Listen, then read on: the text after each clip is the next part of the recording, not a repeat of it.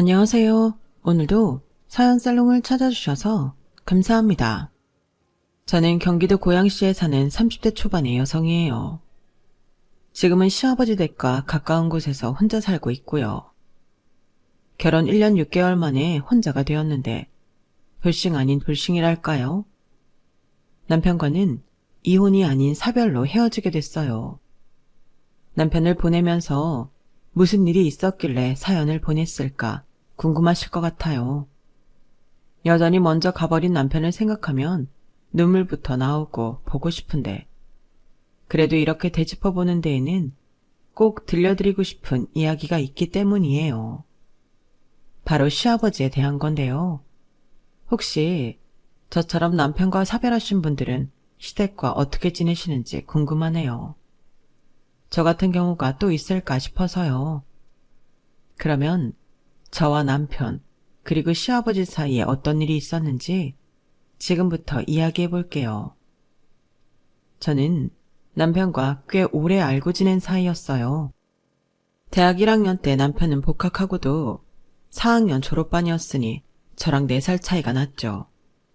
호감형에 늘 주변에 사람이 많았던 남편에게 저는 첫눈에 반했고 남편은 혼자 조용히 있기를 좋아하는 제가 자꾸 눈에 밟혔다고 하더라고요. 서로의 마음이 통했었나 봐요. 이제 와서 털어놓는 건데 남편이 대학 때 제 가재 꽤 많이 도와줬어요. 저도 남편이 취업할 때 자료 조사나 각 기업의 정보 같은 걸 많이 알아보고 힘이 되어주려 노력했고요. 가끔 싸울 때도 있었지만 심각하게 간 적은 없었고 저는 남편과 함께 있는 게 너무 편하고 자연스럽기만 했어요. 처음 만났을 때도 왠지 정이 가고 알고 지내던 사람 같았거든요. 그 느낌이 쭉 간 거죠. 그렇게 저희는 많은 시간을 함께한 후 결혼을 하게 됐어요. 결혼 준비할 때에는 제가 전에 없이 예민해지기도 했고 그건 남편도 마찬가지라서 처음으로 서로 짜증도 내고 화도 냈던 것 같아요. 하지만 몇 시간도 안 돼서 남편이 저한테 먼저 미안하다고 하고 맛있는 걸 사주고 선물도 사주며 마음을 풀려고 하더라고요. 그런 걸 받고 있다 보니 남편한테 미안해졌어요. 남편도 당연히 힘들고 스트레스 받을 텐데 다 저한테 맞춰주고 있었으니까요. 오빠도 기분 나쁜 거 있으면 얘기해. 나한테 이런 거는 섭섭했다 말하라고. 이러면 나만 나쁜 사람 같잖아. 아니야. 내가 진짜 네 생각 못 해준 게 마음에 걸렸어. 나도 스트레스 많은데 너는 오죽할까 싶더라고. 원래 결혼 준비는 여자들이 더 신경 쓰이는 것도 많다는데 내가 너무 내 입장만 앞세웠어. 나도 미안해 오빠. 생각 못한 건 나도 마찬가지잖아. 결혼 전에 이렇게 싸우니까 살면서는 얼마나 더 싸울까 걱정도 되더라고. 우리 지금처럼 서로 생각해주면 잘 살 수 있어. 걱정하지 마. 남편은 이렇게 따뜻하고 상대를 배려하는 마음이 큰 사람이었어요. 제가 그런 사람과 결혼한다는 게 얼마나 가슴 벅차고 자랑스러웠는지 몰라요. 게다가 사회생활도 잘하고 능력도 있어서 대기업에 다녔거든요. 정말 모든 걸 다 갖췄다고 해도 과언이 아니었어요. 친구들도 저를 많이 부러워했고요. 저는 제 남편이 모두가 바라는 남성상이라는 것에 좀 자만했던 것 같기도 해요. 저 역시 남편과는 다른 대기업의 연구소에 다니고 있었으니 좀 잘난 맛도 있었고요. 양쪽 집안에서도 저희 결혼에 이의를 제기하는 사람은 없었어요. 오히려 결혼 안 하면 그걸 이상하게 생각할 정도였죠. 저희 부모님은 남편은 정말 좋아했고 시아버지도 저한테 늘 따뜻하고 다정했어요. 남편이 시아버지 성품을 닮아서 저렇구나 라는 생각이 들 만큼요. 시어머니는 남편이 군대에 있을 때 돌아가셨다고 들었어요. 시댁 식구는 시아버지랑 남편 이렇게 딱 단 둘이었어요. 남편한테 다른 형제도 없었고요. 시아버지는 주택가에 아주 크지는 않은 4층짜리 건물을 갖고 계셨는데 거기 1층 전체에서 한식당을 하셨어요. 원래 은행에 다니시다가 남편 중학생 때 퇴사하고 시작하셨다는데 그 지역에서는 꽤 유명한 맛집이더라고요. 저는 그런 것도 모를 때 먹어보고 너무 맛있어서 눈이 동그래질 정도였어요. 원래도 양식을 별로 안 좋아하고 한식을 좋아했던지라 시아버지 식당에 꽤나 들락거렸었네요. 대학 다닐 때는 방학이면 시아버지 식당에 가서 심부름도 하고 홀 서비스도 돕기도 했고요. 그걸 보고 시아버지는 흐뭇한 미소를 지으며 말씀하시곤 했어요. 영주, 나중에 우리 정훈이하고 결혼하면 내가 이 식당 물려주마. 아, 정말이죠? 약속하신 거예요? 이 가게 제가 물려받습니다. 제가 그렇게 넉살 좋게 받아치면 남편이 한마디 하고는 했네요. 아빠, 괜한 소리 하지 마. 얘가 지금 아무것도 모르고 이러는 거라니까. 영주 너 이런 식당 운영하는 게 얼마나 힘든데 덥석 받는다고 하냐? 식당 하는 거 장난 아니야. 너 이거 하다가 진 다 빠져. 그럼 지금부터 차근차근 배우고 체력도 키워놓으면 되잖아. 정훈이 이놈이 벌써부터 영주 너 힘들까봐 걱정부터 하는구나. 이놈아, 내가 네 애비 걱정을 그렇게 해봤냐? 참. 이런 말이 오갈 정도로 저희는 사이가 무척 좋았고 식당에서 일하시는 분들은 물론이고 남편과 시아버지 지인들도 저희 결혼은 당연한 걸로 알았어요. 제 친구나 친정 쪽도 마찬가지였고요. 제가 결혼해서 가장 스트레스 받았던 건 집 문제였는데요. 제가 사회생활하고 얼마 안 돼 하는 결혼이라 친정 부모님이 집 장만하는 데 돈을 보태주시기로 했는데 당시 저희 집에 문제가 좀 생겨서 보탤 수 없게 됐었거든요. 남편은 저 모르게 그 문제를 시아버지와 상의했고 시아버지는 제가 보태야 하는 돈을 선뜻 내주셨어요. 그러면서 아파트를 저와 남편 공동명의로 하라고 하시는데 저는 절대 안 된다고 했죠. 제가 기여한 게 없는데 무슨 공동명의냐고요. 저는 그 정도로 뻔뻔하지는 못해서 그러면 제가 불편해서 그 아파트에서 못 산다고 했더니 시아버지는 알았다고 하시면서 살면서 천천히 생각해보라고 하셨어요. 저는 그 정도로 저를 배려해 주시는 것만도 너무 감사했고 내 인생의 모든 복이 남편과 시댁에 있나 보다 싶었네요.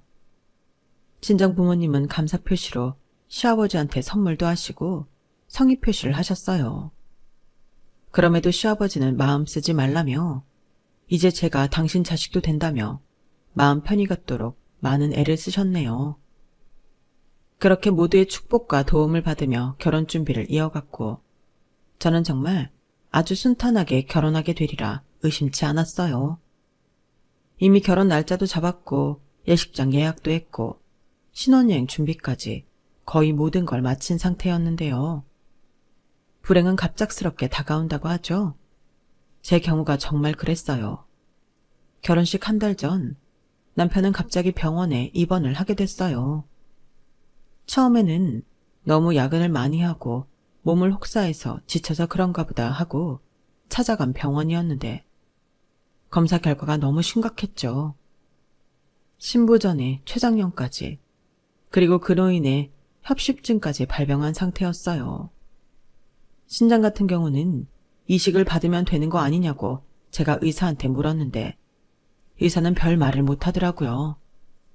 남편 몸이 수술을 감당하기에는 너무 쇠약해져 있었고 이미 다른 합병증들이 진행이 많이 된 상태라 신장 이식을 한다고 해도 장담할 수 없다는 거였어요. 저는 그걸 믿을 수 없었어요.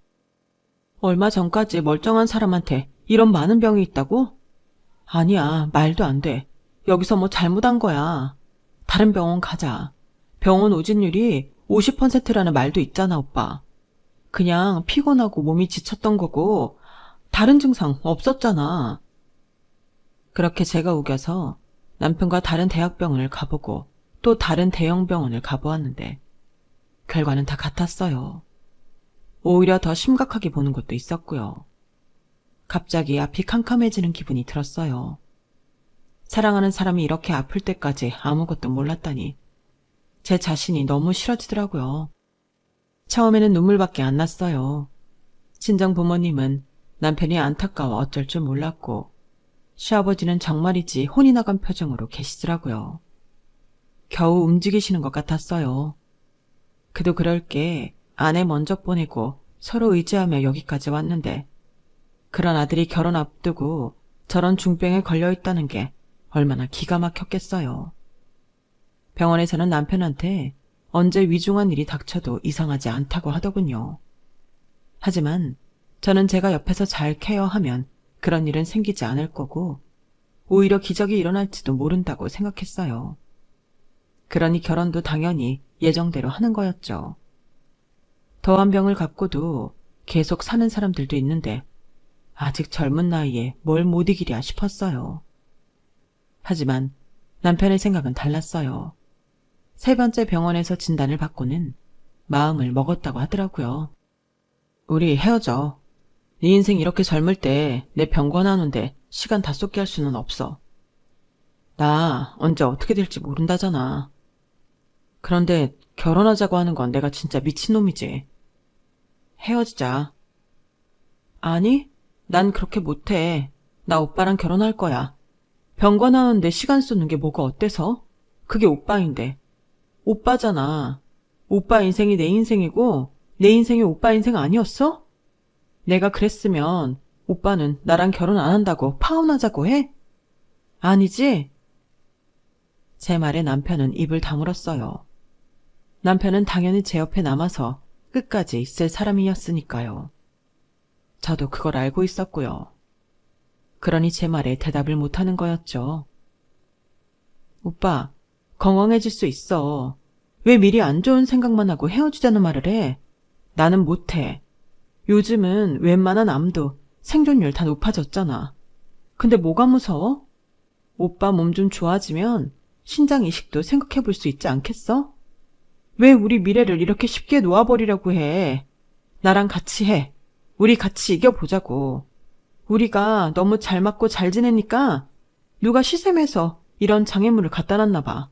그러니까 이딴 거 그냥 확 치워버리자. 그래도 네가 나 때문에 힘든 거 싫은데 내가 어떻게 너한테 나랑 함께 해달라고 하겠어. 네가 고생길이 훤한데. 오빠랑 있는데 뭐가 고생길이야. 오빠가 나 고생시킬 사람 아닌데? 그러니까 그냥 결혼해. 아니 해야 돼. 친정 부모님 역시 남편을 한 가족으로 생각했기 때문에 이제 와서 병 때문에 결혼하지 말라는 건 입 밖에 내지도 못하셨어요. 제가 결혼한다고 하니 그러라고 하셨죠. 남편의 마음도 많이 신경을 써주셨고요. 시아버지도 남편과 마찬가지로 결혼은 없던 일로 하자고 하셨지만 제가 끝까지 우겨서 결국 예정된 날짜에 예정된 예식장에서 결혼식을 올렸네요. 속사정을 모르는 사람들은 저희가 너무 잘 어울린다고 웃으며 축복해줬지만 양가 부모님들은 남몰래 많이 우셨어요. 남들은 그게 다 자식 보내느라 그러는 줄만 알았고요. 그렇게 결혼식을 치른 후 해외로 가기로 했던 신혼여행은 저희가 손해를 다 감수하고 취소했고 남편은 회사를 휴직했어요. 저는 남편을 일단 입원시키고 당장 제일 급한 치료부터 받기로 했어요. 신장투석은 물론이고 췌장의 협심증 치료까지.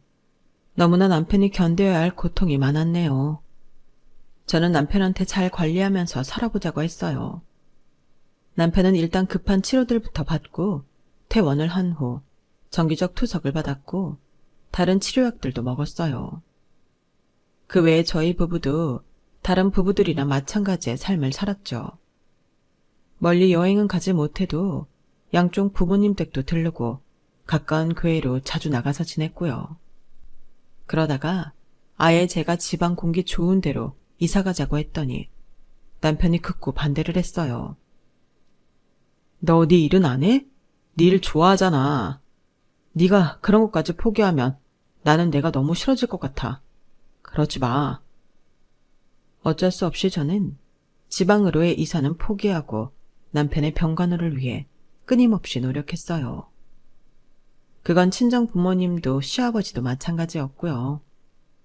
남편의 병에 좋다는 건 정말 두 분이 어디서 다 구해와서 남편을 먹였고, 그 덕분인지 남편의 상태는 좋아져서 신장 이식을 생각해 볼 정도가 되었어요. 그러자 남편이 못 갔던 신혼여행을 가자고 하더군요. 비행기 오래 타는 건 힘들 수도 있지만 가까운 데는 괜찮을 것 같아. 우리 전에 같이 대만 가자고 했었잖아. 대만 갈까? 대만도 좋은데 거기보다 좀 더 가까운 데는 어때? 일본이 역시 제일 가깝지? 나 교토 가보고 싶어. 거기 가자. 제가 그렇게 말해서 저희는 일본 여행을 다녀왔고, 그 다음에는 시아버지와 함께 셋이서 제주도 여행도 갔어요. 남편이 너무 힘들지 않게 가까운 데부터 다녀보다가 나중에 더 나아지면 좀 더 멀리 갈 생각이었어요. 제주도에서 해가 지는 바다를 바라보며 제가 시아버지한테 이렇게 말했던 게 생각나네요. 아버님, 내년에 오빠 신장 이식 수술 받고 나면 셋이 더 좋은 데 가요. 여기도 충분히 좋다. 제주도 얼마나 아름다우냐. 네, 그래도요. 내년에는 동남아도 가고 대만도 가요, 아버님. 그래, 그러자꾸나. 영주야, 너한테는 정말 고맙다는 말밖에 할 말이 없구나. 너 아니었으면 우리 정훈이 벌써 어떻게 됐을 거다. 이게 다 네 덕이야. 아니에요. 제가 뭐 한 게 있다고요. 오빠가 워낙 뭐든 관리 잘하는 사람이잖아요. 너무 알아서 잘해서 저 힘든 거 하나도 없어요. 영주 너도 몸 잘 챙겨야 돼. 정훈이 챙긴다고 네 몸 소홀히 하면 안 된다. 알았지? 네, 그럴게요. 아버님한테 너무 신경 못 써드린 것 같아 죄송하네요. 내 걱정은 할 필요 없다. 내가 원래 강골이지 않냐. 할 수만 있다면 내 건강 정훈이랑 너한테 나눠주고 싶을 정도로 튼튼하니 염려하지 마라.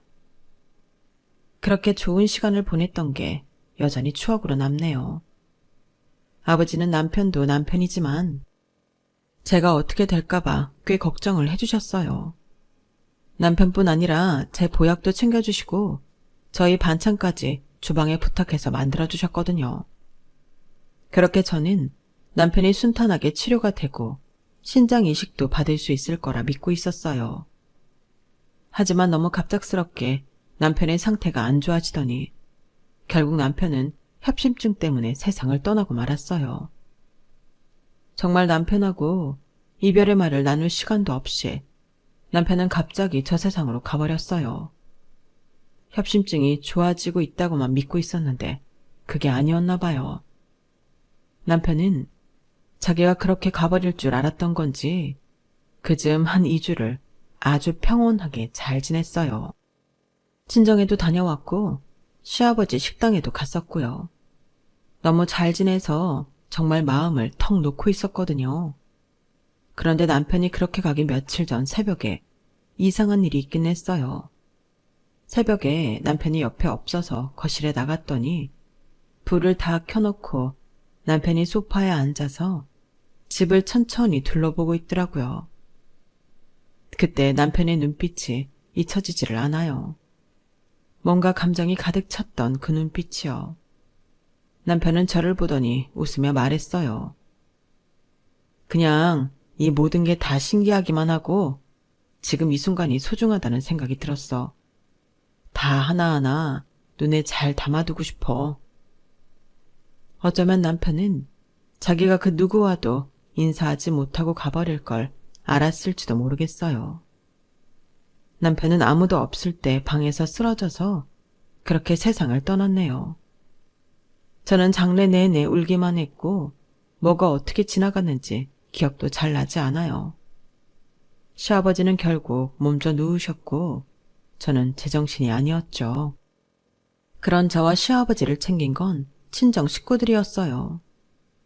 저는 남편 사진을 끌어안고 방에서 울다가 남편이 보고 싶으면 수목장을 치른 그곳에 가서 나무를 붙잡고 울었어요. 집안 정리고 뭐고 아무것도 하지 않았고요. 그런 저를 보고 친정엄마는 안 되겠다 싶으셨는지 억지로 저를 집으로 데려가 방에 가둬두고 죽을 먹이고 안정제를 처방받아 와서 먹게 하셨어요. 제가 잠도 자자 않았으니까요. 저는 당시에 그러는 친정 부모님이 원망스러웠어요.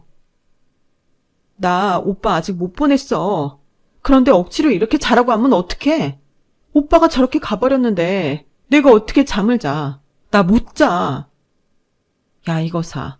너 엄마 생각은 안 해? 우리가 아무리 정훈이 이뻐했어도 그렇지. 내 속으로 낳은 딸 이렇게 되라고 결혼 허락한 거 아니야. 너, 네 엄마 아빠는 속 다 타들어가도 괜찮아? 그러지 말고 제발 마음 좀 잡아. 너는 살아야 될 거 아니야. 엄마는 저를 붙잡고 우셨고 저는 남편의 죽음을 받아들이지 못해 울었어요.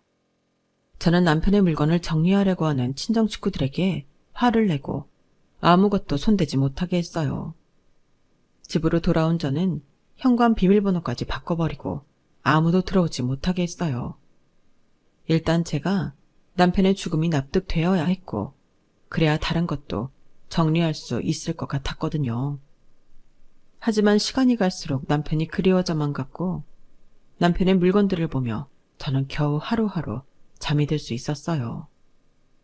시아버지는 하루에도 몇 번씩 저한테 전화를 하셔서 제가 괜찮은지 확인을 하셨어요. 그때마다 저는 시아버지한테만큼은 제정신인 척을 했던 것 같아요. 이제 잘 정리하고 있다. 괜찮아질 거다. 이렇게 의연하게 보이려 노력을 했죠. 안 그러면 시아버지가 더 힘드실 것 같았거든요. 저는 남편을 잃었지만 시아버지는 몇십 년을 키운 아들을 잃은 거잖아요. 그러던 어느 날 시아버지가 무작정 찾아오셔서 문을 열라고 호통을 치시더라고요. 어쩔 수 없이 문을 열었더니 시아버지는 저더러 얼른 남편 물건들을 정리하라고 단호하게 말씀하셨어요. 어째 네가 집 밖으로 한 발짝도 안 나오는 것 같아서 와봤다. 정훈이 물건 정리했다더니 보내지도 않고 설마 했더니 역시나구나. 아버님, 저 아직은 안 돼요. 아직 못 치우겠어요. 그러니까 나중에 다시 연락 주시고 오늘은 이만 가시면 안 돼요? 안 된다. 정훈이 간지 3개월이야. 너 언제까지 이럴 거야? 부모가 돌아가셔도 3일상 후에는 다들 먹고 산다. 회사도 가고 사람들하고 어울리면서 살아. 근데 너는 이게 뭐냐? 이러고 있으면 정훈이가 저 세상에 어떻게 가겠어? 네 옆에서 계속 맴도니까 너도 더 정훈이가 그리운 거다. 얼른 정리해라. 아니다. 내가 오늘 사람들 불러서 다 정리할 테니까 너는 네 친정이 가라어서. 아니요. 저 못해요. 여기 제 집이에요, 아버님. 이거 제 남편 것들이고요.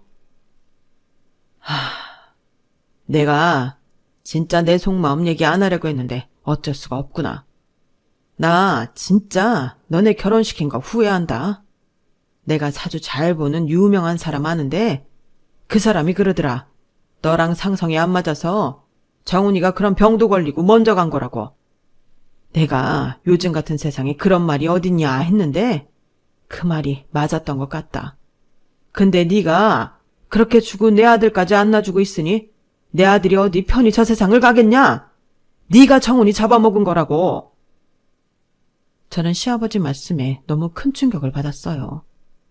설마니 시아버지가 저한테 그런 말을 하리라고는 꿈도 꿔본 적 없었거든요. 그렇게 저한테 잘해주시고 뭐든 제가 잘했다고 하시던 분인데 이렇게 매정하게 저한테 무시무시한 말을 하시니 저는 가슴이 다 무너지는 것만 같았어요. 내가 정훈이 결혼을 막았어야 되는데 그게 내 죄다. 더는 내 아들한테 죄짓고 싶지 않으니까 너는 네 집으로 돌아가. 여기가 네 집이라고? 이거 우리 정훈이랑 내 돈으로 산 집 아니냐? 너는 네가 공동명의 안 한다고 했으니 이 집에 권리 없다. 그러니 썩 네 집으로 가. 아버님, 갑자기 왜 이러세요? 이러지 마세요. 왜 그런 무서운 말씀을 하세요? 저 영주잖아요. 아버님이 좋아하시는 영주요. 네가 암만 이뻐도 내 새끼만 하겠냐? 며느리도 결국은 남이다. 그러니까 얼른 네 집으로 가. 나 오늘 내가 가지고 갈 수 있는 건 갖고 가련다. 그렇게 시아버지는 저한테 화내고 냉정한 말을 하셨고 그날 남편 책하고 옷가지를 정리해 가셨어요. 하지만 저는 시아버지 말대로 집을 정리하지 못했어요. 회사도 휴직계를 내고 안 나갔고요. 친정 부모님은 어떻게든 저를 집에서 빼내려고 했지만 저는 말을 듣지 않았어요. 저는 남편과의 추억을 잃기 싫어 아침마다 남편과 하던 산책길을 다녀오곤 했는데요. 어느 날 그렇게 남편하고 다니던 산책길을 갔다 왔는데 그 사이에 집이 싹 비어버려 있었어요. 저는 너무 놀라서 이게 어떻게 된 일인지 알아보느라 허둥댔죠. 그랬더니 경비원 아저씨께서 오전에 제가 나가고 바로 이삿짐 차가 와서 1시간도 안 돼서 전부 실어갔다는 거였어요. 이삿짐 센터 직원들 전부 다 온 것 같다는 거였죠. 보니까 시아버지가 1인당 1단까지 2배로 쳐서 빠르게 다 정리하고 제 짐은 친정으로 보내버렸더라고요. 친정 부모님도 이삿짐 트럭이 오고 나서야 알았다고 하시더라고요. 저는 시아버지한테 울며 전화를 했어요. 아버님, 너무하세요. 이렇게 다 가져가 버리시면 저 어쩌라고요. 오빠랑 찍은 사진들만이라도 저 돌려주세요. 네? 오빠랑 같이 쓰던 그릇들도요. 오빠랑 같이 덮고 자던 이불도요. 안 된다. 아니 못 줘. 정훈이 쓰던 거 다 불태우고 나머지는 재활용센터로 다 보내버렸다. 사진? 한 장도 남김없이 다 태웠으니까 더는 찾지 마라. 아버님, 제가 나중에 다 정리한다고 그랬는데 이러시면 어떡해요. 정말 너무하세요. 네가 그러고 있어서 정훈이 저 세상 못 가는 거다. 알겠어? 너랑 정훈이 이제 부부 아니야. 그 집에도 다시는 가지 마라. 내가 전에도 말했지? 그 집 내 거야. 정훈이랑 내 돈으로 산 거라고. 네 명의로 안 되어 있으니까 네 권리 없어. 그런 권리 같은 거 저 안 따져요. 제가 그 집 탐나서 거기 있었던 거 아니에요. 오빠랑 제 집이잖아요. 이제 아니라고. 내 말 똑똑히 들어. 너 네 인생 살아. 내 아들 그만 놓으라고. 다시는 그 집 가지 마라. 내가 경비원한테도 단단히 일러뒀으니 그런 줄 알아. 그 집 부동산에 내놨어. 네가 그 집 파는 거 방해하면 나 경찰에 신고할 거다. 저는 그저 울 수밖에 없었어요. 저렇게 강경하게 나오시니 제가 할 수 있는 게 없었죠. 제가 신혼집 아파트 밖 계단에 걸터 앉아 펑펑 울기만 하니까 경비원이 시아버지한테 연락을 했나 보더라고요. 시아버지는 저희 부모님께 연락을 했고 저는 부모님 손에 이끌려 억지로 친정으로 가게 되었어요. 그 이후로 시아버지는 제 전화를 일체 받지도 않으셨고 연락 한 번을 하지 않았어요. 그러자 엄마도 시아버지 불평을 하셨어요. 바깥 사돈 해도 너무하시네. 아니 네가 무슨 지 아들을 잡아먹었다고 어디서 말 같지도 않은 소리를 듣고 와서 너한테 이런다니. 아무리 그래도 이제 집에서 나왔으면 네 전화 정도는 받아줘야 되는 거 아니야? 지 아들 죽어가는데 네가 옆에서 1년을 있었잖아. 이러면 안 되는 거지. 너 다시는 네 시아버지한테 연락하지 말고 얼른 호적도 정리해보려. 그쪽은 얼씬도 하지 말라고. 아버님은 자식을 잃어버렸잖아. 엄마까지 왜 그래? 정훈이 죽은 지 벌써 4달이나 넘었어. 너야말로 정신 좀 차려 이거사. 저는 그날로 집을 나와서 남편과 자주 여행을 했던 교회 펜션으로 갔어요. 펜션 주인이 저를 알아보고는 반가워하더라고요. 예약 없이 와서 며칠 묵고 가겠다는데도 별말 없이 방을 내주더군요. 저는 거기서 일주일가량을 꼼짝도 안 하고 있었어요. 그러고 있는데 시아버지한테 전화가 오더라고요. 너 지금 나한테 내 아들 간병했던 돈이라도 달라는 거냐? 어디 틀어박혀 있길래 니네 가족들이 너 찾아 나한테까지 오냐? 정말 이럴 거야. 아버님, 마음에 없는 말씀 마세요. 제가 그런 것 때문에 이러는 게 아니잖아요. 아니, 나는 너 이해 못한다. 네가 원망스럽다. 너 아니었으면 우리 정훈이 안 죽었을 것 같다고. 너보다 더 끔찍하게 사랑하고 오래 살았어도 이러지 않는다. 나는 네가 다른 속셈이 있다고밖에 생각을 못하겠구나. 저 대학에서부터 지금까지 거의 10년을 오빠하고 지냈어요. 그 세월이 짧은 거 아니잖아요. 그보다 더 긴 세월 잘 지냈어도 이러지 않아. 당장 집으로 가. 아니면 네가 딴 속셈이 있어서 그런다고 생각할 거다. 알겠어? 네가 정훈이 진짜 사랑했다면 이러면 안 되는 거다. 당장 네 집으로 돌아가. 너 정훈이랑 자주 갔던 펜션에 있는 거 안다. 내가 펜션에 전화해서 확인해봤어. 너 그 펜션에서도 쫓겨나고 싶냐? 그냥 네 발로 순순히 나와라. 결국 저는 말씨름하다가 지쳐서 잠들어 버렸는데 그 사이 친정 식구들이 와서 저를 차에 태워 집으로 갔어요.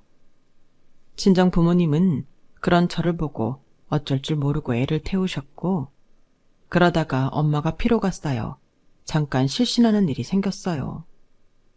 그걸 보니 정신이 들더군요. 내가 힘든 것도 힘든 거지만 엄마가 잘못될까봐 겁이 덜컥 난 거였어요.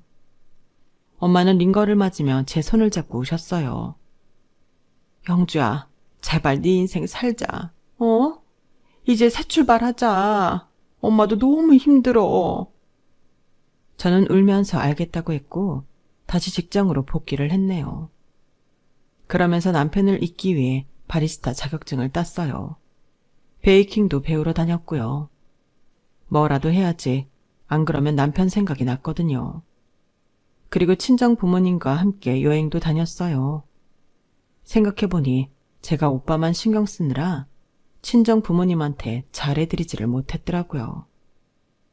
또 다른 후회를 남기고 싶지 않아서 친정 부모님한테 잘하려고 애를 많이 썼네요.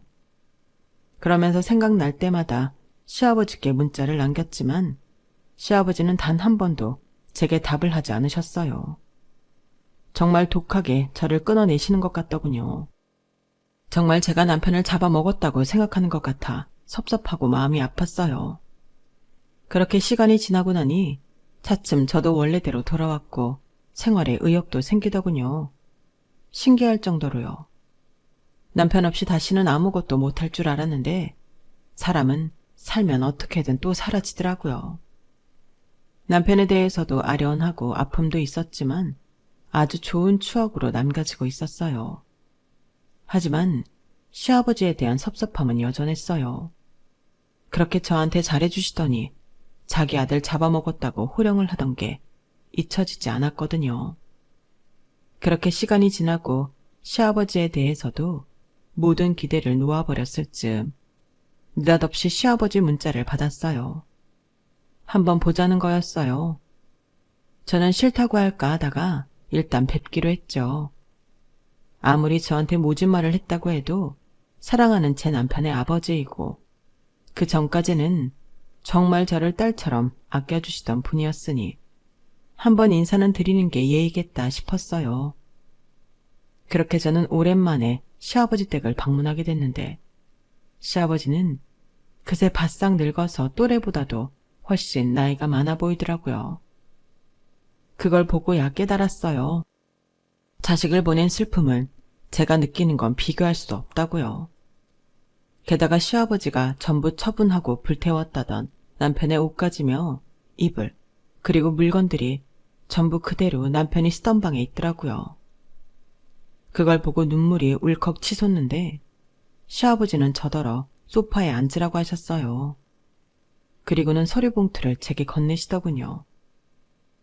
아버님, 이게 뭐예요? 너랑 정훈이 살던 그 집 문서야. 이거 이제 네 거다. 아버님, 왜 이걸 저한테... 아니 그것보다 전에 판다고 하셨잖아요. 내가 내 아들 결혼한다고 돈 보태준 집, 그걸 어떻게 파냐? 내 아들이 잘 돼서 큰 집으로 옮긴 것도 아니고 너랑 같이 그렇게 살던 집을 내 손으로 어떻게 팔아? 처음부터 너한테 주려고 했었다. 네 도장이랑 너에 대해 필요한 건 사돈들 도움을 받았다. 부모님도 아신다고요? 네가 알면 절대 안 맞는다고 할 거니까.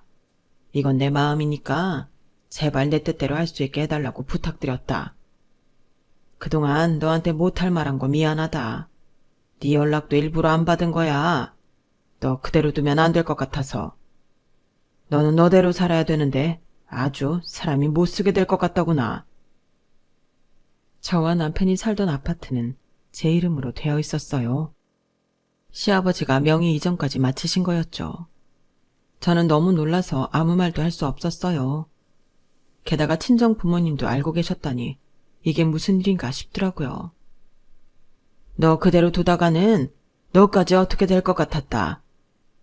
내 아들 간 거야 어쩔 수 없다만 멀쩡한 사람까지 저 세상 보내면 이건 내 죄다 싶었어.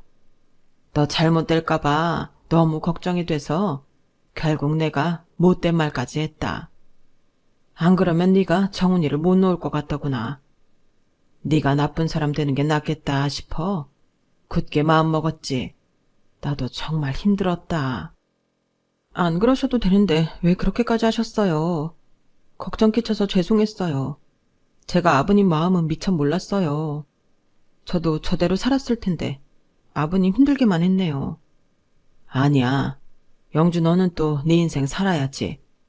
정훈이 기억 속에서만 살면 안 되잖아. 그러면 살아도 산 게 아니다. 너 인생 이제부터야 앞날 창창한테 정훈이한테 묶여있으면 안 되잖아. 새로운 사람들도 만나고 계속 좋은 시간 만들어야 되지 않겠어?